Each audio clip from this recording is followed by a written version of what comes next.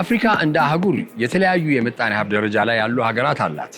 ግን እንደው ብንመለከት ተመሳሳይ ደረጃ ላይ ያሉ ሀገራት ያላቸው ችግሮች ተመሳሳይ ናቸው። በምጣኔ ሀብት ብንመለከት የዋጋ ግሽበት፣ የኑሮ ደረጃ ልንል እንችላለን፣ የስራ አጥነት አንኤምፕሎይመንት፣ እነዚህ ልናነሳ እንችላለን። በአጠቃላይ ደግሞ እንደ አህጉር የኮንሰርን የሚያደርጓት ወይንም ጥያቄ ውስጥ የሚከቷት አንዳንድ ነገሮች አሉ። ከዚህም መካከል አንደኛው የኃይል ማነስ ወይንም የኃይል አቅርቦትን መቆራረጥ ሊሆን ይችላል። ሆኖም ግን እንደው ኃይል የሚቆራረጥበት የተለያየ ምክንያት ቢኖርም ኤፊሽንትሊ ወይንም በጣም ትክክለኛ ወይም ውጤታማ በሆነ መልኩ የምናመነጨውን ኃይልስ እየተጠቀምንበት ነው የሚለው ጥያቄ ሌላ ነው። ዛሬ እንግዲህ ያለሁት አፍሪካ ህብረት ላይ የአፍሪካ ኤነርጂ ኤፊሽንሲ ኮንፈረንስ ሲሆን ይህም ኮንፈረንስ ዓላማ አድርጎ የተነሳው የአፍሪካ እንደ አህጉር የምታመርታቸው ወይም የምታመርተውን የኃይል መጠን እንዴት ነው በጣም በተሻለ መንገድ ውጤታማ በሆነ መንገድ መጠቀም ያለብን የሚሉ ስልታዊ ስምምነቶችን፣ ውይይቶችን ለማድረግ የተለያዩ አይነት መንግስታዊና መንግስታዊ ያልሆኑ የባለድርሻ አካላት ተሰብስበውበት ይገኛል። የአፍሪካ አህጉር በአጠቃላይ በአመት ከምታመርተው የኃይል መጠን 15 ወይም እስከ 16 በመቶ የሚያክለው በዝውውር ላይ በማከፋፈል እና የስብስብ ክፍተቶች ላይ ያ ነገር ይባክናል። ይህም ደግሞ ሲባል እንግዲህ እንደ በአሜሪካን ዶላር በገንዘብ መጠን ብናየው $5 ቢሊዮን አኑዌሊ እንከስራለን ማለት ነው። $5 ቢሊዮን አኑዌሊ ወይም በአመት ስናጣ ይሄ የአጠቃላይ የአህጉሯ ቁጥር ሲሆን ሰብሳሃራን የምንላቸው ወይም ሰብሳሃራ ኢትዮጵያ የምትገኝበት ሰብሳሃራን አፍሪካ ላይ ደግሞ ሲሆን 24 በመቶ ድረስ ይደርሳል። ይሄም ስናየው እንግዲህ እንደ ግብ ከተያዘው ኤነርጂ ኤፊሽንሲ የምንለው ወይንም ትክክለኛ ወይንም በጣም የተሻለ የኃይል አጠቃቀምን ከተቀመጠው ግብ አንጻር ከፍ ያለ ነው። ለምን 14 በመቶ እንዲሆን እየተሰራ ነው የሚለው ነገር ስለተቀመጠ። በአጠቃላይ ደግሞ የአፍሪካ አህጉርን ብቻ ሳይሆን ስንመለከት ዓለም ላይ ያሉ እያደጉ ያሉ ሀገራትም ጋር ሲነጻጸር የአፍሪካ የሚበልጥበት ወይንም ከፍ የሚልበት ሁኔታ ነው ያለው። ያደጉ ሀገራትን ስንመለከት ደግሞ በጣም ክፍተት የሚፈጠርበት ነው። የአሜሪካን እንደ ምሳሌ ብናይ 5 በመቶ የሚሆነው ብቻ የሚመረተው ኃይል መጠን ነው የሚባክነው ዱሪንግ ማለት ነው። እነዛ ሶስት ነገሮች እንዳልኩት ትራንስሚሽን የማስተላለፍ ላይ፣ ዲስትሪቢዩሽን የማከፋፈል እና ደግሞ ኮሌክሽን ኢንኤፊሽንሲስ የሚባሉት ወይንም ሲሰበሰቡ ያለው ወይም ኃይል ሲሰበሰብ ያሉ ክፍተቶች ጋፖች ላይ ማለት ነው። በአጠቃላይ እንግዲህ የአንድ ኃይል መጠን ባከነ ስንል በሁለት መንገድ ነው የሚሆነው። በቴክኒክ እና ደግሞ ቴክኒካል ባልሆነ ብለው ይከፍሉታል ባለሙያዎች። እኛም ሀገር ላይ እንግዲህ ስንመለከት ኢትዮጵያ የምታመርተው የኃይል መጠን ሲኖር ያ የኃይል መጠን ላይ ደግሞ የሚባክኑ እስከ 14 በመቶ በአማካይ ይባላል 14 በመቶ ድረስ የሚባክንበት ጊዜ አለ። ይህም ደግሞ ትልቅ ኪሳራን የሚያስከትል ከዛም ጎን ለጎን ደግሞ ኪሳራ ብቻ ሳይሆን ይሄ የኃይል መጠን ስራ ላይ ቢውል ኖሮ ምን ያህል የኢትዮጵያ ገጠር ሀገሮች መብራት ሊያገኙ ይችላሉ ወይንም የኛ ራሱ ከተማ ላይ የሚኖረው የኃይል መቆራረጥ በተሻለ መንገድ ማኔጅ ሊደረግ ወይም ማስተዳደር ይቻላል የሚለውን ነገር እንድጠይቅ ያደርገናል። ዛሬ የሚገኘው እንግዲህ የአፍሪካ ህብረት ውስጥ እየተካሄደ ያለው የመጀመሪያው የአፍሪካ ኤነርጂ ኤፊሽንሲ ኮንፈረንስ ላይ ሲሆን የተለያዩ ባለድርሻ አካላት ተሰብስበው አፍሪካ ላይ ያለው የኃይል አጠቃቀም በተሻለ እንዲሆን ምን መደረግ አለበት፣ ችግሮችስ ምንድናቸው፣ ከዚህም ጎን ለጎን ደግሞ ስልታዊ አጋርነትን ወይንም የመግባቢያ ሰነዶችን ምን እንችላለን ተወያይተውባቸው እንደ መፍትሄ ሀሳቦች የሚያስቀምጡበት ሁነት ላይ ነው። ዞር ዞር ብዬ እንግዲህ እንዴት እንደሆነ ኢቨንቱ ከዛም ደግሞ ጎን ለጎን ትልልቅ ኤግዚኪዩቲቭ ዲሬክተሩን ጨምሮ የማደርገው ቃለ መጠይቅ ይኖራል። አብራችሁን ቆዩ።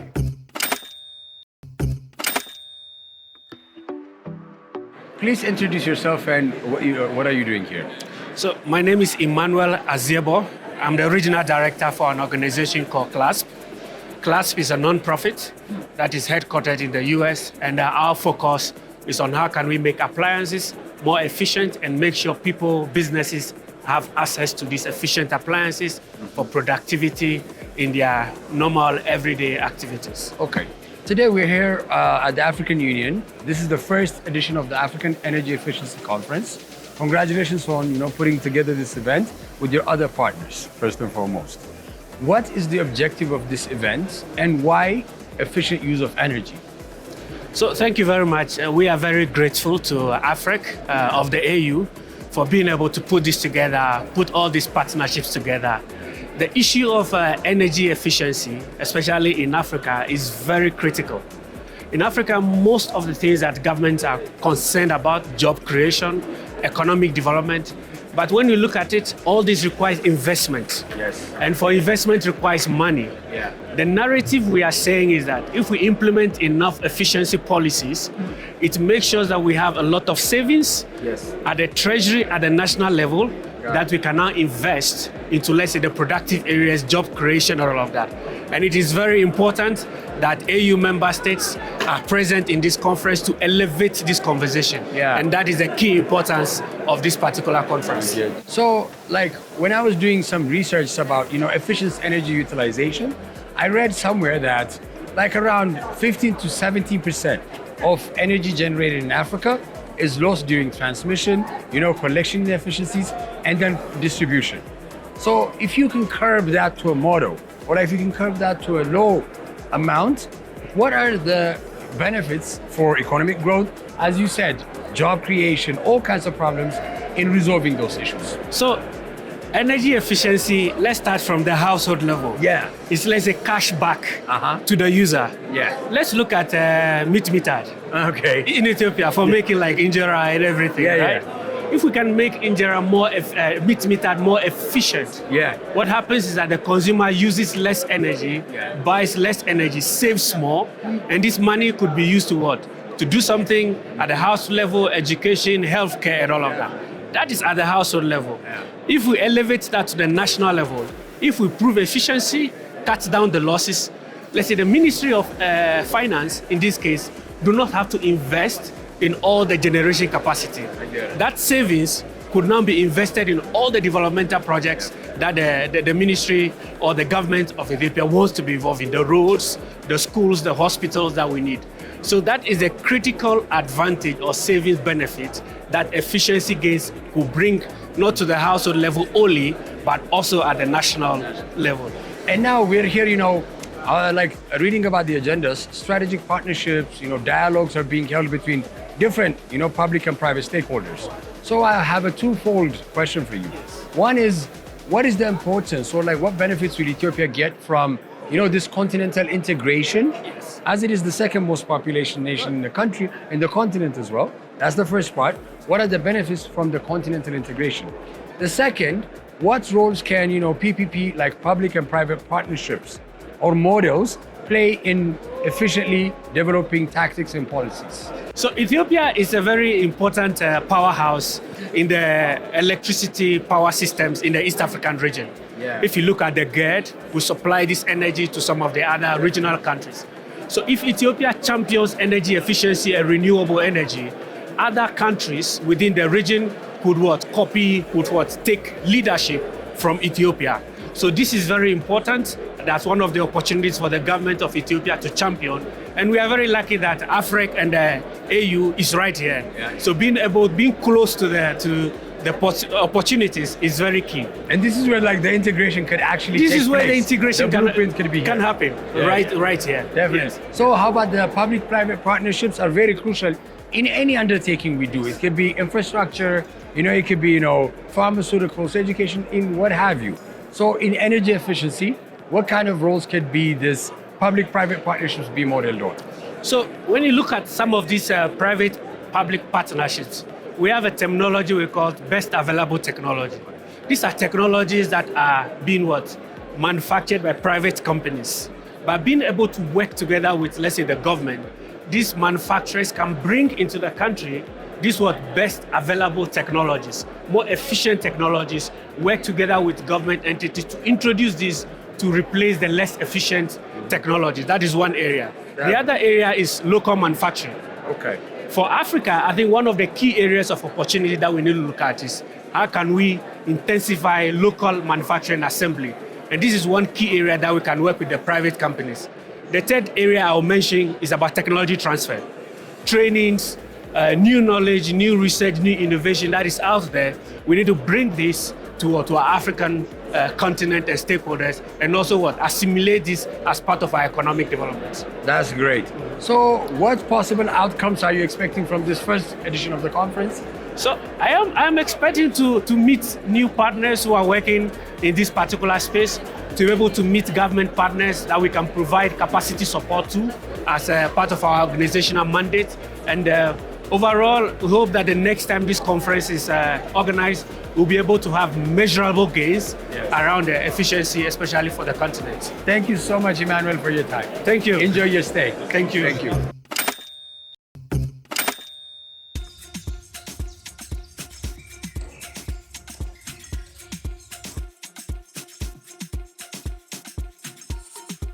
Please introduce yourself and your status. Hello, my name is Lanre Shashore. I'm Senior Advisor at Sustainable Energy for All. Okay. So how do you guarantee or maintain sustainable energy for all in your policy and devising different kinds of tactics?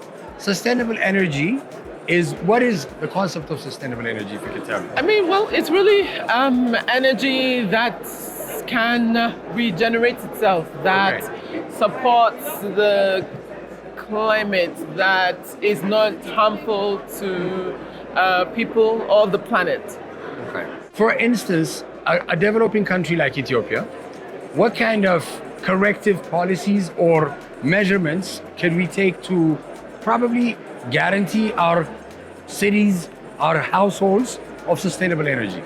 Oh gosh, there's so much that can be done, and I think Ethiopia is already well on its way. Nice. With the launch of the GERD, the Grand Ethiopian Renaissance Dam a few months ago. That's 5,000 megawatts of hydropower. Yes. Which is renewable energy on its own, which is clean. And coupled with that, I also know that there's also a policy on electric vehicles as well in Ethiopia. I think there's already a ban in place for the import of fossil fuel based vehicles. I think also in addition to that, from what I can tell, there's also quite a great deal of work being done in building policy as well, to ensure that buildings are also energy efficient, to make sure that energy is conserved and optimally used. So there's a great deal that's already been done, I think, in Ethiopia to address sustainable energy and to mitigate the impact of climate change. And I think we're well on our way. How about this kind of events? This kind of events have the objective of creating strategic partnerships between African countries to have that efficient energy resolutions, as you said, sustainable energy for all as well. What are the benefits of this kind of energies? Of these types of events? It's a conference, yeah. Well, I mean, this is the first time we've had an energy efficiency conference in Africa. Yeah. That's a little bit of a big deal because because we have countries on the continent coming together to discuss this issue, to take the initiative to address energy efficiency from the policy perspective, from the actions to be taken, the implementation activities to be undertaken to achieve energy efficiency and to bring member states together around this issue. So it's important, I think. So it's not something that we're being forced to engage with or implement. It's actually a good thing that we're being part of. And it's led by the African Union, by the African Energy Commission, and it's hosted by Ethiopia. Thank you so much for your time. It is in this spirit that we launched the Africa Energy Efficiency Alliance, a powerful platform designed to strengthen advocacy, mobilize finance, accelerate technology transfer, and support member states in implementing energy efficiency policies and standards. Sir, please introduce yourself and your position. Okay, I'm Rashid Abdullah. I'm Executive Director of African Energy Commission, which is called AFREC, one of the specialized agencies of African Union. Our mandate mainly on energy. We are supporting our member state in developing policy strategy action plan based on the continental or regional or even national priority. We are working on energy statistics, capacity building, and technical support.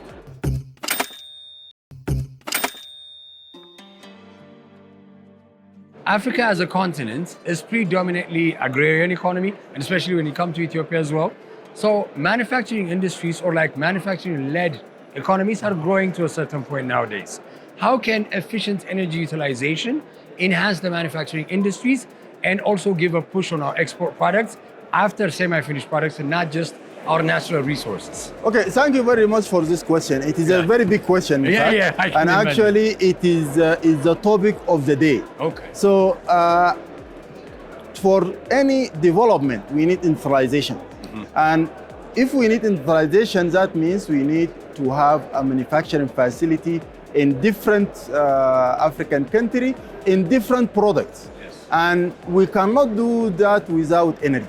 So we need energy, and we need energy in massive way.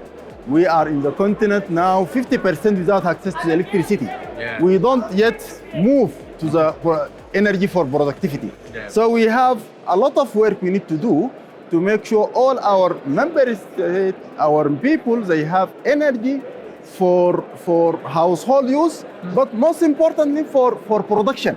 Yes. Being agriculture, being industry, being everything. In any economic sector. In any so if we need to have efficient manufacturing, we need to use also energy efficiently, even in the manufacturing. And this is the reason our Africa Energy Efficiency Program, approved by our head of state, consider all productive sectors: industry, transport, agriculture, service, household. So without going to why the energy is important, we say we need energy in massive way and we need energy in efficient way. And this is the reason we try to advance the energy efficiency, so that when we develop our energy system, we make sure that it is in efficient way, so that our product, it will be more competitive when it is come to the cost. That's great. So looking at policy reforms, when you're looking at policy reforms, what can developing countries like Ethiopia and even parts of Africa do to like that policy reform for the efficient utilization of energy? So when we talk about the policy reform, we have different aspects. Of course, our energy sector in all Africa, we need transformation. Okay. First of all, is the internal need for reach 100% access to our people. The second point, which is make transformation is important, the climate change commitments. So now we are looking to how we transform the energy sector in Africa, considering feeding the growing demand of our population, but in the same time to be in the same line with the global commitment to the climate change, so that we keep ourselves climate resilient, zero emission for our system. And for that reason, I think our principal head of state, they approve Africa position on just energy transition and energy access, because energy access for us is important. So we, as the African Union, we put the principle, and we are working with the member states to implement this principle, including the single electricity market, energy efficiency program, and all others, be the project, and all others this initiative. If it is come together and we put all our effort, I believe that we can have that transformation that we need. That's great. One final question, sir. So, you know, different kinds of areas have different needs for power. So in rural areas, most importantly, that's where electrification is much more necessary. And you have, you know, small and medium enterprises that are like really operating to, you know, make use of energy to help the people that are living in the rural areas. Are there any programs or are there any projects designed specifically for rural area SMEs? And if so, what are their objectives? So, I'm sure there are so many programs looking for this rural area. Okay. As in terms of the national level, we see many countries like Kenya, they have a breakthrough in rural electrifications and mini grids. And we have at the continental level, we are driving a program in Africa for mini grid capacity building. And we are seeing there are some booming in any different country. They are having very comprehensive program and activity to make sure that the electrification for rural area, it is achieved, and only can achieve through mini grid, and not only electricity, but also clean cooking.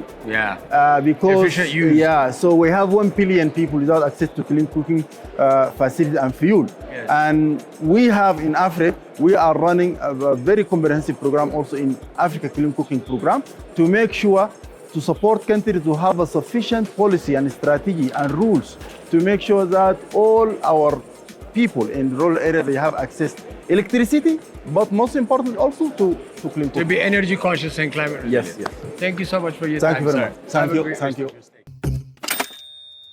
የዛሬው ሃሽታግ ሽቀላ ይመስል ነበር። አስተያየትና ምልከታዎቻችሁን በ88 ላኩልን። በሚቀጥለው ሳምንት እስከምንገናኝ መልካም ጊዜ